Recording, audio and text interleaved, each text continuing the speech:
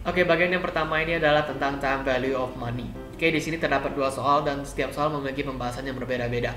Oke, untuk soal yang pertama yaitu jika kita ingin menghasilkan 250 ribu dolar dalam 12 tahun, berapakah yang harus kita depositkan hari ini dalam sebuah rekening dengan bunga tahunannya 10%. Oke, jadi soal ini adalah tentang present value menggunakan single amount. Present value karena pertanyaannya berapa yang harus kita depositkan hari ini. Hari ini means present. Oke. Kemudian single amount itu karena yang dihasilkan hanya sekali 250 ribu 12 tahun kemudian, dan yang ditanya juga yang kita depositkan hari ini, bukan setiap tahunnya berapa. Jadi ini hanya single amount, hanya sekali saja. Oke, selanjutnya kita masukkan input yaitu single cash flow sebesar 250 ribu dolar, kemudian account rate yaitu 10%, dan periodnya yaitu 12 tahun. Oke, kita jawab dengan formula. Oke, karena menurut saya ini lebih gampang, yaitu cash flow dibagi dengan buka kurung 1 ditambah dengan 10%. Oke, dipangkatkan dengan 12 periodnya. Oke, hasilnya 79.658 dolar untuk present value soal pertama. Kemudian yang soal kedua, berapakah yang akan dihasilkan 9 tahun ke depan jika kita menginvestasikan 270 ribu dolar dalam sebuah rekening dengan bunga tahunannya 9% hari ini. Oke, jadi soal ini adalah future value yang menggunakan single amount. Oke, future value karena yang ditanya berapa yang dihasilkan 9 tahun ke depan. Oke, ke depannya nanti hasilnya berapa, itu yang ditanya. Oke, kemudian single amount juga sama, yaitu diinvestasikannya sekali aja 270 ribu. Udah 9 tahun ke depan berapa? Udah, gitu aja, hanya sekali saja. Tidak ada penjelasan atau ditanya setiap tahunnya berapa, tidak ada. Jadi hanya sekali. Oke, kita buat juga inputnya yaitu 270 ribu. 70 ribu, oke, dolar. Kemudian account rate-nya adalah 9% dan number of period-nya 9 tahun. Oke, future value-nya juga kita menggunakan formula karena menurut saya lebih gampang, yaitu cash flow dikali. Kalau present dibagi, future dikali. Itu kali buka kurung 1 ditambah dengan account rate, tutup kurung dipakatkan dengan number of period. Oke, hasilnya 586.411 dolar untuk future value soal kedua. Thank you.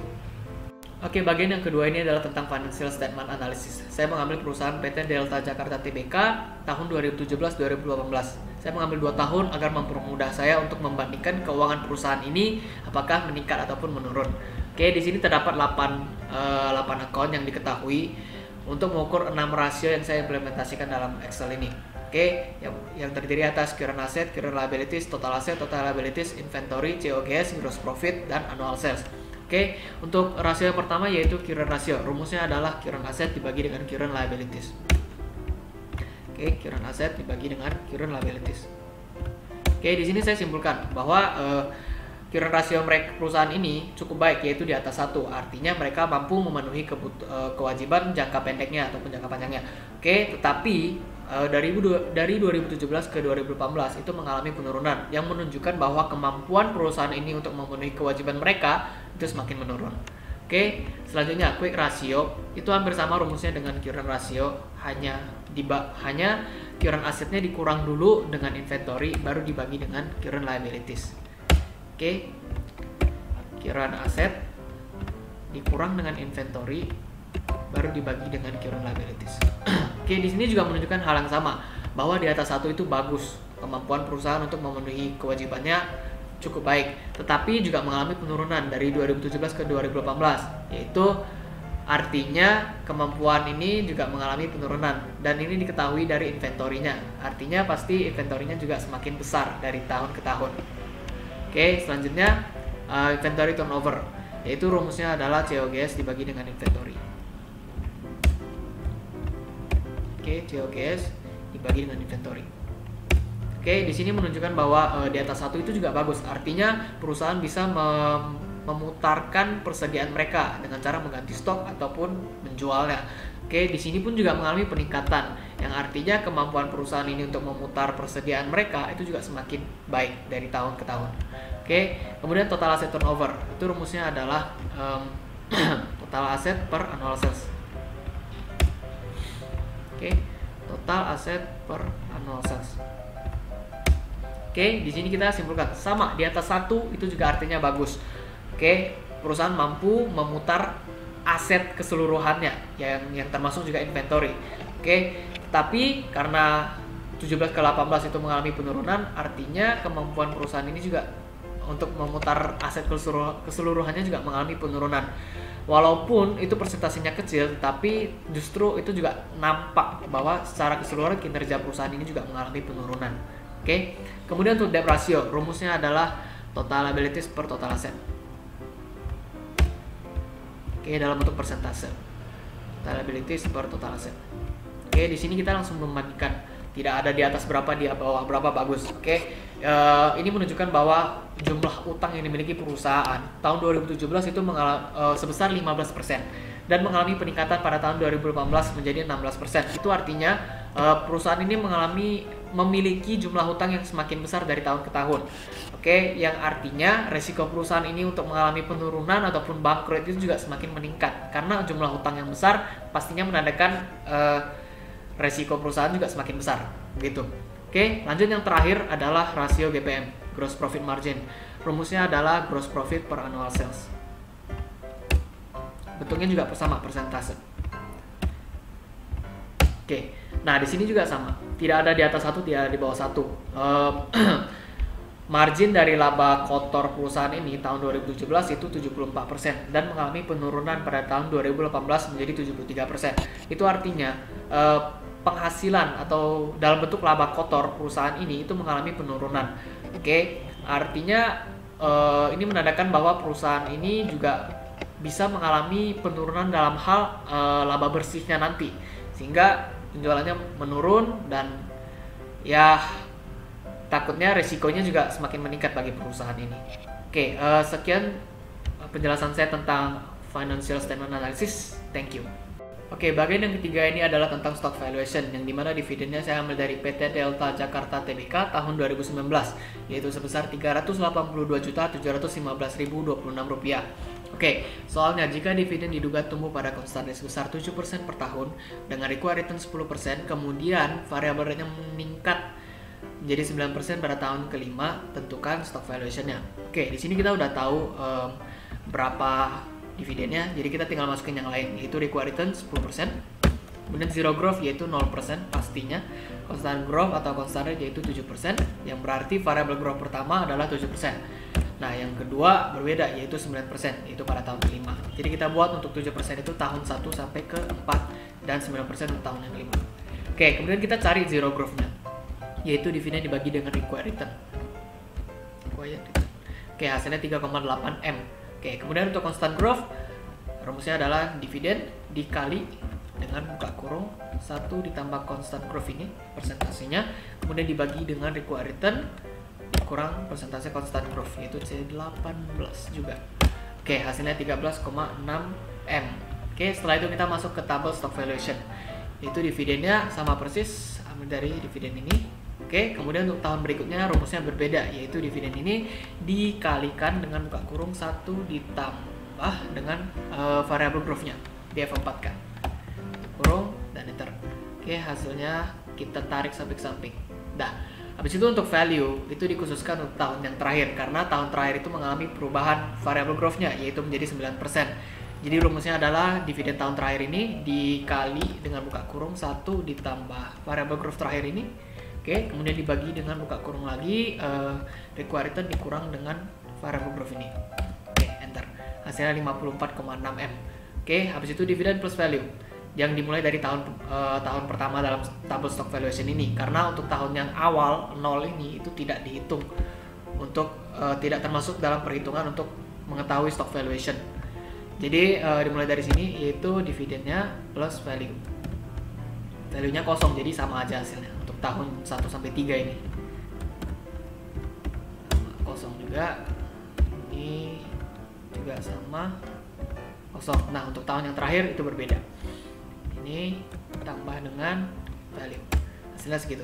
Oke, kemudian kita lanjutkan dengan present value, rumus PV, yaitu dividen plus value dibagi buka kurung 1 ditambah dengan required return ya, F4 kan, tutup kurung dipangkatkan dengan year-nya, tahun. Oke, itu hasilnya, kemudian kita tarik samping ke samping. Dah dapat hasilnya, kita sumkan untuk stock price-nya.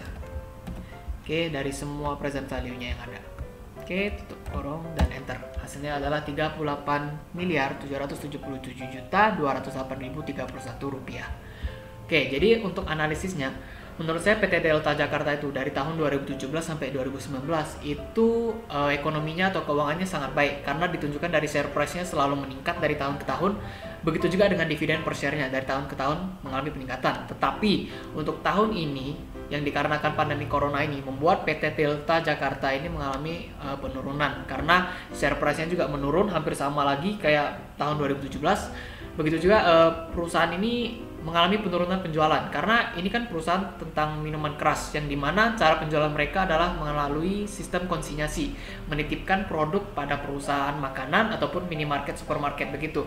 Jadi karena pandemi corona ini membuat kita susah keluar karena berbahaya juga untuk keluar, membuat perusahaan ini mengalami penurunan penjualan sehingga secara keseluruhan PT Delta Jakarta ini juga mengalami penurunan sehingga bisa kita simpulkan ekonomi PT Delta Jakarta ini sangat dipengaruhi oleh pandemi corona ini, yaitu mengalami penurunan. Oke, sekian penjelasan saya tentang stock valuation. Thank you. Oke, bagian yang keempat ini adalah tentang bond valuation yang dimana soalnya hitunglah nilai bond untuk 7 tahun dengan kupon rate sebesar 5% per tahun yang dibayar semi annually. Dimana bond ini memiliki nilai nominal sebesar $1.750 dengan kupon payment $75 setiap kuponnya.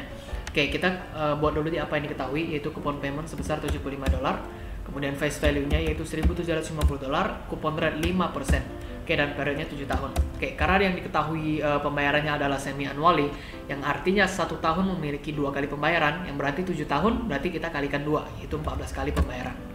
Oke, kemudian kita masukkan dalam tabel bond valuation, yang dimulai dari periodnya 0, oke. Tapi walaupun ada tulis 0 ini tetap tidak ada isinya, kosong gitu. Oke, yang dimulai dari tahun pertama, cash flow-nya kita masukkan, kupon payment ya. Oke, kita F4 kan, lalu kita tarik sampai tahun ke-13, bukan 14, karena untuk tahun yang 14 itu ditambahkan, yaitu kupon payment ini ditambah dengan face value-nya. Oke, hasilnya 1.825. Oke, setelah itu kita PV kan, yaitu cash flow dibagi dengan buka kurung 1 ditambah dengan kupon rate, di F4 kan, tutup kurung dipangkatkan dengan year atau periodnya. Oke, setelah itu kita tarikan sampai semua. Oke, sampai tahun 14. Selesai itu kita sumkan dari semua PV tahun 1 sampai 14. Oke, tutup kurung, hasilnya $1.626,27 untuk bond valuation-nya. Oke, sekian penjelasannya. Thank you. Oke, bagian yang terakhir ini adalah tentang capital budgeting. Jadi di sini udah diketahui cost of capital 14%, periodenya 5, initial investment untuk kedua project sama $40.000, cash inflow dan outflow untuk project A itu setara setiap tahunnya, tetapi untuk project B beda-beda setiap tahunnya. Jadi di sini kita akan mencari NPV, IRR dan ROI dari kedua project ini. Oke, yang dimulai dari project A. Oke, kita udah tahu cash inflow-nya itu setiap tahun sama, yaitu 13.000, kita PV-kan. Oke, dibagi dengan buka kurung 1 ditambah kosong kapital B3 ya, F4 tutup kurung, baru dipangkatkan dengan tahun.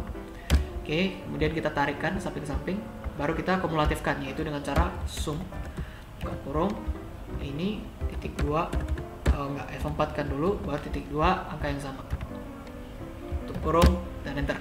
Oke, hasilnya kita tarik juga ke samping. Dah, hasil kumulatif inflow project A adalah sekian. Oke, kemudian untuk outflow-nya, oke, untuk initial investment itu tetap sama. Oke, kita untuk outflow kita PV kan, itu ditambah dengan B3 tadi, F4 kan, tutup kurung, kemudian dipangkatkan dengan tahun. Oke, kita udah dapat, kemudian kita tarik juga ke samping. Dah, untuk kumulatif di outflow kita mulainya dari investment. Oke, initial investment yaitu sum buka kurung ini titik 2, kita hilangkan titik 2 nya, F4 kan titik 2, baru di titik yang sama. Oke, enter, dan kita tarik samping-samping. Oke, udah selesai, kita lanjutkan project B. Oke, PV kan juga. Oke, kurung, bagi buka kurung 1 ditambah B3 cost of capital, F4 kan, tutup kurung dipangkatkan dengan tahun. Oke, setelah itu kita tarikkan. Habis itu kumulatifkan lagi, yaitu sum buka kurung ini titik 2, hilangkan titik 2 lagi karena kalau di titik 2 nanti hilang lagi dia. Oke, berapa hasilnya, kita tarik samping-samping, itu kumulatif inflow project B, kemudian kita cari project outflow nya. Oke, kemudian kita PV kan juga kurung 1 ditambah cost of capital F4 tutup kurung pangkat tahun. Oke, selesai. Habis itu kita tarikan lagi dan kumulatifkan lagi. Sum, buka kurung. Ini titik 2 hilangin, F4 titik 2 kolom yang sama. Kurung, kita enter, baru kita tarik lagi. Selesai kita tarik. Nah, ini hasilnya. Oke, kemudian kita kerjakan untuk helper cells ya, yaitu ini sama dengan minus inflow project A, ini juga minus dari project B. Oke, kemudian untuk ini ada salah ketik. Oke, kita ulang, buka aja. Sama dengan inflow dari project A dikurang dengan outflow dari project A. Oke, enter, kita tarik sampai tahun kelima. Itu sama. Oke, untuk project B mungkin berbeda, yaitu inflow dari project B dikurang outflow project B. Oke, kita tarik. Berbeda hasilnya karena setiap tahunnya itu berbeda-beda inflow dan outflow untuk project B. Oke, setelah itu kita cari NPV-nya. Oke, project A sama dengan NPV buka kurung B3 habis itu value-nya ini. Oke, habis itu tutup kurung dikurangkan dengan initial investment dari project A. Oke, ini hasilnya. Oke, kemudian untuk project B kita buat NPV buka kurung rate-nya sama B3, yaitu value-nya juga kita ambil dari sini. Oke, habis itu tutup kurung dikurangkan dengan initial investment project B. Oke, itu hasilnya minus. Oke, kemudian untuk IRR-nya sama dengan IRR buka kurung project A punya keseluruhan kita ambil 0%. Yang B juga sama IRR buka kurung keseluruhan tutup kurung kita ambil. Oke, minus 8%. Oke, ROI-nya yaitu NPV ini dibagi dengan kumulatif outflow dari project A. Oke, ini hasilnya. Dan untuk project B, NPV-nya dibagi dengan kumulatif outflow dari project B. Hasilnya adalah sekian. Oke, ini hasilnya NPV, IRR, dan ROI untuk project A dan project B. Oke, jadi menurut saya project apa sih yang lebih rekomend jika kita sebenarnya kalau menurut saya sendiri kita lebih baik tidak mengambil kedua project ini karena kedua-duanya adalah project yang tidak menguntungkan alias merugikan, justru mengurangi kita dan tidak mengalami keuntungan. Kita tidak memperoleh keuntungan. Oke, tapi jika kita mengharuskan mengambil antara kedua project ini, lebih baik kita mengambil project A. Kenapa? Karena tingkat kerugian dari project A ini lebih kecil dibandingkan project B. Begitu juga dengan IRR-nya. IRR ini juga lebih kecil dari project B, yaitu 0%. Artinya persentase keuntungan yang dapat diperoleh itu 0%, sedangkan project B lebih parah, malah minus 8%, artinya semakin rugi. Begitu juga dengan ROI-nya, yaitu minus 22%, berarti kita mengalami kerugian sebesar 22%. Project B lebih besar, mengalami kerugian 33%. Oke, jadi menurut saya lebih baik tidak mengambil kedua project ini. Kalaupun jika harus mengambil, yaitu mengambil project A. Oke, thank you.